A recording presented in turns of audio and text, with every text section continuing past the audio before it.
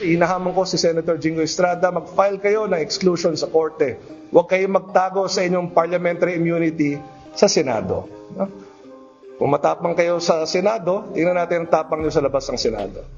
Enzo Recto, kalaban ang katiwalian at kasinungalingan, kakampi sa katotohanan at kabutihan. Mayor ng San Juan na si Mayor Zamora kumasa sa hamon ni Senador Jinggoy Estrada. Nito lamang po kasing nakaraang araw, binatikos ni Jinggoy Estrada, itong si Mayor Zamora, hinggil sa di umanong flying voters na kumakalat sa lungsod ng San Juan. Hindi naman lingid sa ating kaalaman na itong si Jinggoy at Zamora ay matinding magkatunggali sa politika sa bayan ng San Juan. Kaya hindi na rin nakapagtataka ang batuhan ng baho sa isa't isa. Pero kung iisipin po mga kabunyog, bakit ba ginagawa ito ni Estrada? Gayong isa na siyang senador, dapat ang iniisip na lang niya ay yung pagkalahatang problema sa ating bansa. Ito mga kabunyog, bakit San Juan lang ang kanyang iniimbestigahan? Kung fair siya at transparent, dapat lahat ng bayan dito sa Pilipinas imbestigahan niya kung meron din flying voters. Ang lumalabas, kasi mga kabunyog, may iisa lang siyang target, and sinadya ba talaga niyang puntiryahin ang San Juan? Na alam naman natin ang mayor doon ay matindi niyang kaaway.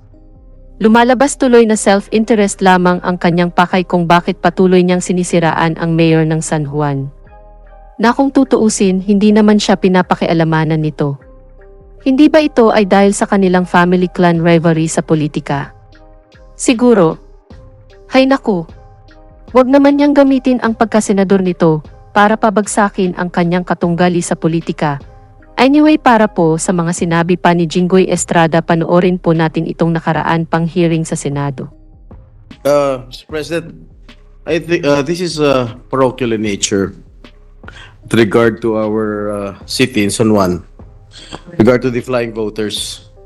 I'll just give you a brief data. In 2016,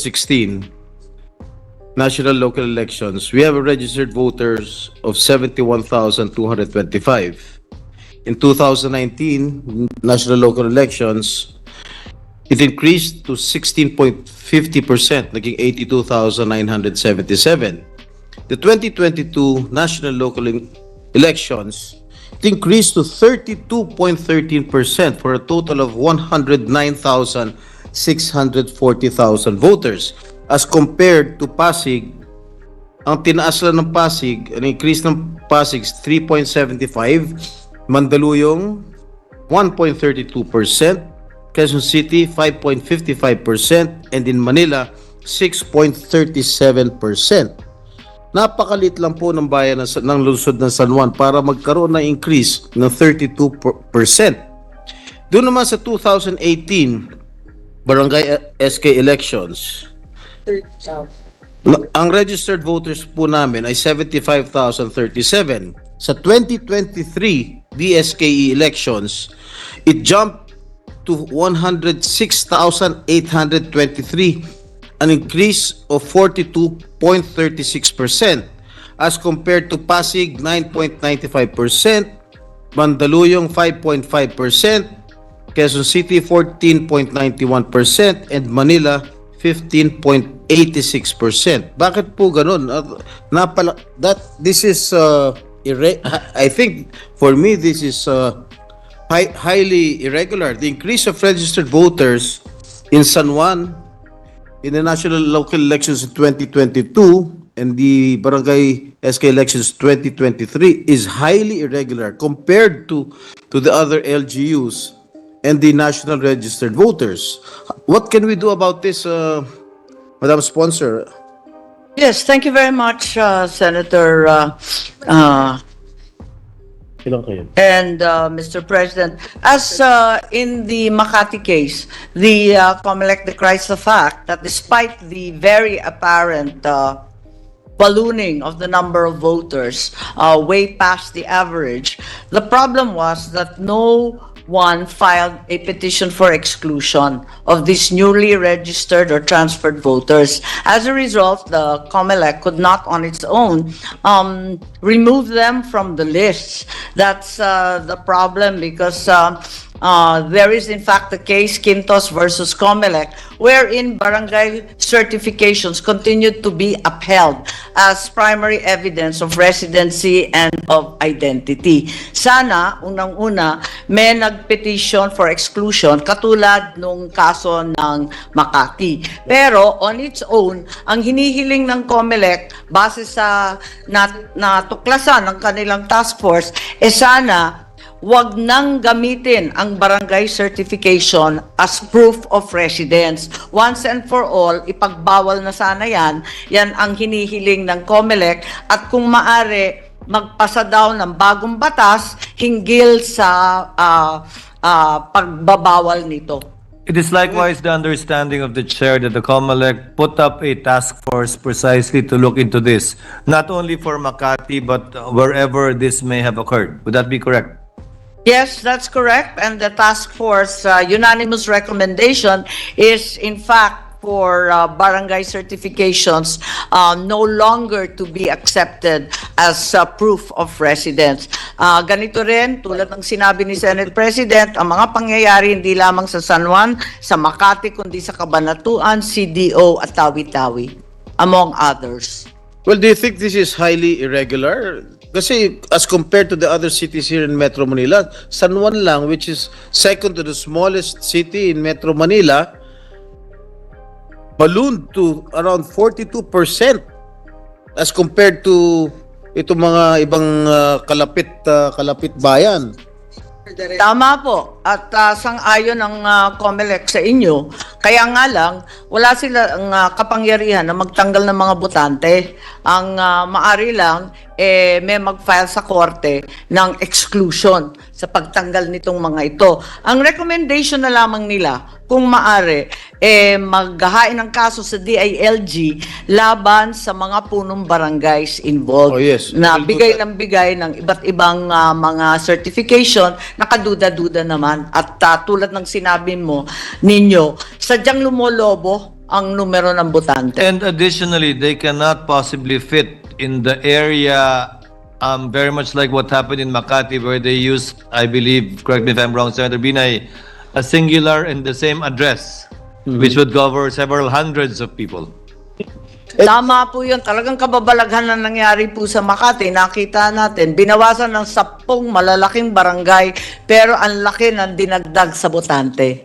You know, if these issues will not be resolved, no other candidates from other parties will never have a chance of being elected as public officials in San Juan. Laging kung sino man ang sabihin ni nung gagong mayor namin doon, yun lang ang boboto nila. Wala nang pagkakataon dahil meron sila 30,000 flying voters. O ito pa.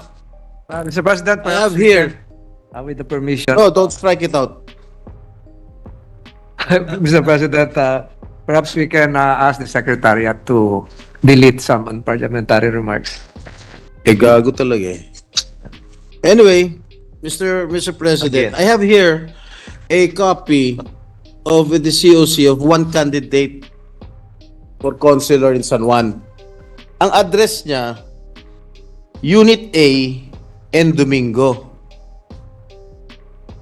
Unit A and Domingo. Napakahaba po ng kalye na and Domingo. Walang building, walang Walang number. building, walang numero. Walang building, Ay, walang numero. masaya siya. Ano magagawin natin dito? O, nakatira rin po ako sa San Juan. Kahaba-haba ng kalsadang yan. Hindi taga San Juan ito. Basketball player. Well, I do not have anything against basketball players as long as they are legitimate residents of San Juan. Pinununan ng basketball player yung Sangguniang Panlunsod sa San Juan. Hindi naman mga taga San Juan. What are we going to do with it? Dapat yung EO ng San Juan, dapat they exercise due diligence. Ba't tatanggapin itong COC na Unit A and Domingo? Anong klase ba naman to? Ang tama po kayo. Sabi nga ng COMELEC, kung maaari, unang-una, sila na mismo ang maghahain ng kaso laban sa mga punong barangays na kung ano-anong certificate of residence ang ini-issue. Pero sana po, yung mga nag-o-object sa mga numero na nakakasindak na karagdagang botante, kung maaari, mag-file din ng exclusion suit Well, I sa think ating somebody filed already a disqualification case against this particular candidate. I hope the COMELEC will act upon it immediately para matanggal na sa balota yung pangalan nitong kandidatong ito. The understanding of the commission is that it's not a disqualification of a single candidate that has been filed or has reached them, but rather the annulment of the entire list of voters of the city of San Juan. I think they have to check. I think somebody already filed a disqualification case No, for the candidate, non-resident. distinguished sponsor, not the list, for the candidate. for the candidate itself. Perhaps they just received the cancellation of the COC. Yes. Kaya lang, nag-lapse na yung panahon, di ba? Or okay na? Okay pa? Okay pa. Dapat Oh, okay pa raw. Siguro Okay pa raw. Pero ang pinakamabilis at kayang-kayang gawin ng COMELEC, syempre, itong sa mga kapitan at sa DILG. yes. Okay, I will adhere to it. But sana ma-action kaagad ng COMELEC itong disqualification case against this particular candidate. Rest assured, Senator, that the commission will act on the disqualification case very expeditiously. Thank you very much, Mr. President. Thank you, Senator Estrada. Majority Floor Leader. Yan po mga kabunyog, narinig po natin ang mga sinabi ni Jinggoy Estrada hinggil dito sa pinupukol na aligasyon sa mayor ng San Juan na si Mayor Zamora tungkol daw sa lumulubong flying voters na bumubuto sa bayan ng San Juan.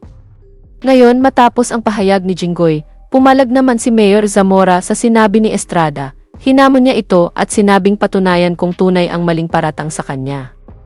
Anyway, ito po mga kabunyog, pakinggan po natin ang mga sinabi ng mayor na ito. Alam ko po na nung isang araw ay ang senador na mula po sa lungsod ng San Juan na si Senador Jinggoy Estrada ay may mga bagay na binanggit noong panahon ng budget hearing nga po ng COMELEC. So ito po ay mga bagay na aking sasagutin. Sinasabi po niya, meron daw 30,000 flying voters si Mayor Francis Zamora dito sa San Juan. Ang tanong ko po, nasaan po sila? May nakakita ba ng 30,000 na flying voters mula sa ating mga mamamayan? 30,000 na tao ang sinasabi nilang flying voters. Meron ba silang anumang ebidensya? Meron ba silang mga photos o videos kung saan naghahakot kami ng tao upang magrehistro sa COMELEC? May mapapakita ho ba sila? Sapagkat kung ganun karami ang sinasabi niyang flying voters namin dito sa San Juan, dapat may nakapansin na niyan. Dapat yan ay nakuna ng video sa paghakot, kung sumakay ba ng mga bus o ng jeep ang mga taong itong sinasabi nila mga flying voters, nasan po ang ebidensya? Yan po ang gusto kong tanungin kay Senator Estrada. At hinahamon ko po siya na mag-file ng exclusion sa korte. Kung totoong merong 30,000 flying voters, anong mga pangalan nila? Saan sila nakatira? Hinahamon ko siya. No? Hinahamon ko siya. Hinahamon ko kayo, Senator Jinggoy Estrada. Mag-file kayo ng exclusion sa korte. Maraming legal remedies po ang pwedeng gawin. Unang-una, kapag panahon po ng voters registration, meron pong tinatawag na opposition. Pwede mag-oppose ang sino man kapag meron mga nag-apply as a voter. From 2019 to 2022, wala po silang inoppose sino man.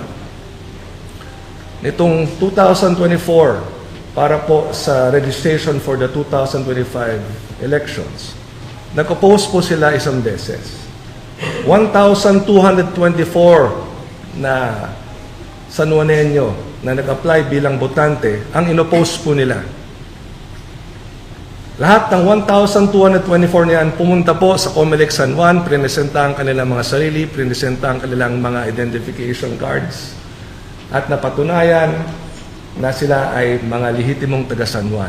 Kaya lahat ng 1,224 niyan ay ipinasa ng ERB o yung Election Registration Board. Tandaan po ninyo, hindi po si Mayor Francis Zamora ang nagdidesisyon kung sino ang magiging botante o hindi. Meron pong tinatawag na ERB o Election Registration Board na nagdidesisyon yan. Yan po ay binubuo ng ating election officer, ng pinakamataas na opisyal ng DepEd. In our case, it is our City Schools Division Superintendent and our local civil registrar. So, ang mga nag-apply po bilang botante ay sumasailalim sa isang proseso na tinatawag na ERB hearing. Kapag kayo po ay pumasa sa ERB hearing, ibig sabihin, qualified kayo to be a voter. Anyone has the right to oppose if there will be applicants to be a voter. Bakit hindi sila nag-oppose noong 2019 hanggang 2022? At yung binanggit kong isang beses na nag-oppose po sila, in-oppose nila yung 1,224 na nag-apply as a voter. Ang nag-oppose po ay isang kilalang supporter ng mga Estrada. Ano po nangyari? Nagalit sa kanila ang mga taong in-oppose sila sapagkat pinirwisyo nila dahil kinailangan nilang pumunta sa COMELEC, hindi sila nakapasok sa kanilang trabaho, kinailangan nilang gamitin yung araw na yon na pumunta sa COMELEC para ipresenta ang kanilang sarili.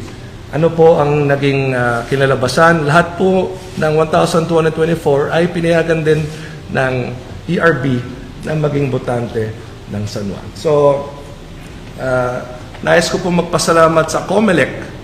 Nais ko po magpasalamat kay Chairman George Garcia, sa ating COMELEC election officer, sa lahat po ng mubo ng COMELEC sapagkat ginagawa po nila ang kanilang trabaho. Tandaan po ninyo, hindi naman lahat ng gusto maging botante ng San Juan ay automatic nagiging botante.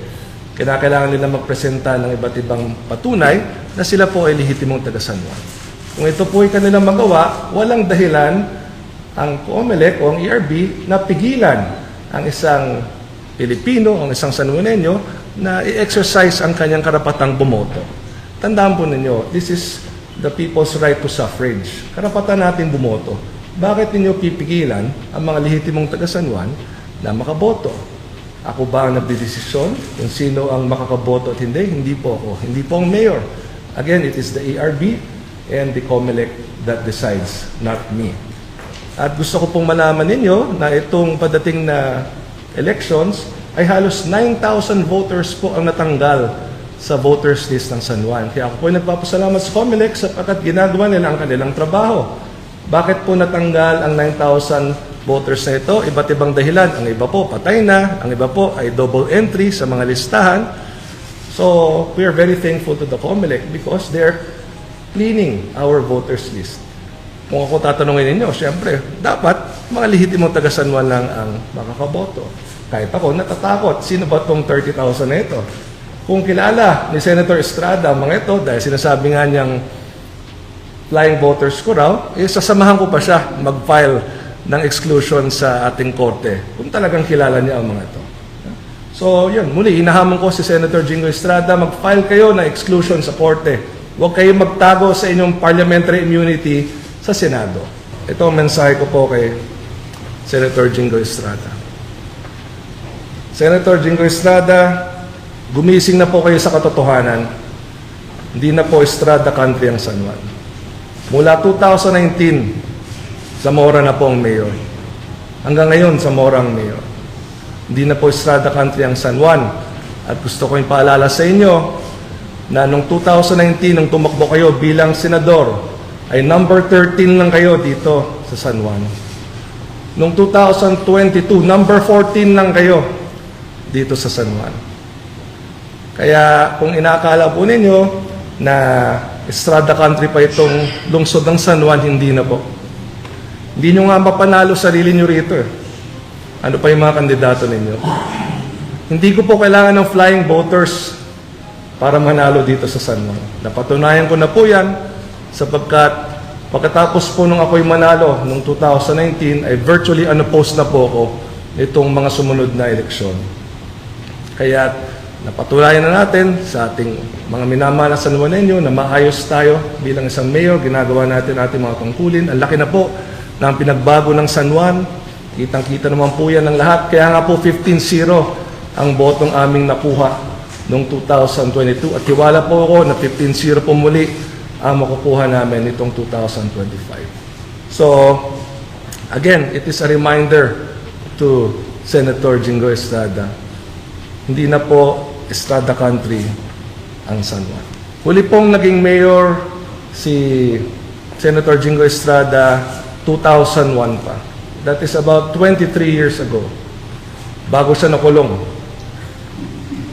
So, that is a very, very long time ago. Siguro, hindi na siya in touch sa reality dito sa aming lungsod. So, gusto ko lang paalala po sa kanya. Kung sinasabi niyang kinakailangan namin ng flying voters para manalo, gusto kong ipaalala sa kanya na hindi po namin kinakailangan ang anumang flying voters sapagkat nagbigay po ng tiwala ang lungsod ng San Juan sa amin. Hindi ko po sasayangin ang tiwalang yan. At dahil nga po 15-0 ang aming nakuhang boto noong 2022, ibig sabihin yan ng aming mga mamamayan ay naniniwala sa aming mga programa, sa aming paraan ng pagpapatakbo ng pamahalang lungsod. So, yun po ang aking gustong sabihin. And again, if Senator Estrada would like to start the process of the exclusion, simulan niya na po yan. Sapagkat meron siyang up to 100 days before election day na ipa-exclude yung 30,000 na sinasabi niya. Siguro mas mabuting simulan niya ng ilista. Sino ba tong 30,000 na to? Anong kanyang mga pangalan? Saan po sila nakatira? Yeah? Ano ba ang patunay niya na talagang flying voters po sila? Sapagkat iniinsulto po niya ang 30,000 San Juanenyong ito. Iniinsulto po niya sapagkat tinatawag ng flying voters ang mga nagparehistro mula 2019 hanggang 2022. Yan po ang panahon na sinasabi niyang 30,000 flying voters daw ang pinasok namin sapagkat halos 30,000 na bagong botante po ang nagparehistro. Ibig sabihin ba niya lahat ng nagparehistro nung panahon yon ay flying voters ni Francis Zamora? Muli, no? Ano ang patunay niya? Ano ang ebidensya niya? At huwag po kayo magtago sa inyong parliamentary immunity. Parati niyo akong tinitira. Kayo at ang inyong kapatid na si Senator J.V. Ejercito, parati niyo akong tinitira sa mga privilege speech ninyo, sa mga Senate hearing ninyo, sapagkat meron kayong proteksyon mula sa inyong parliamentary immunity. Tingnan natin ang tapang ninyo sa labas ng Senado. Bunyog, bunyog, halikan na kasama ka. Bunyog, kapag buklod ay may pag-asa. Luzon, Visayas, Mindanao, isa ang pananaw. Sa bagong Pilipinas ang bunyog isisigaw. Bunyog.